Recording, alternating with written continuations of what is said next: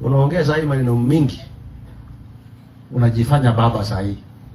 Na wewe unajua wewe sio baba wa nchi. Wewe ni mtu ulichukua loan yenye Kenya italipa miaka 40. Wewe ni mtu ulitoka pale kwa serikali uliwacha $1 million kwa account ya serikali. Wewe ni mtu unajua ile ulifanya yote. Lakini ndugu yako William Ruto amekuheshimu sana. Ile siku ya Gen Z ulikuwa unaongea unaambia Gen Z sijui nyinyi ndio mtafanya nini hapo katika taifa la Kenya. Jana vile vile umetoka kuinsight vijana. Nataka tukwambie Uhuru Kenyatta. Si kwa nataka kuongea kuhusu wewe tena kwa sababu nilikwambia ya kutosha wakati ile. Lakini kwa sababu wewe ni mtukutu. Na wewe ni mtu unajifanya.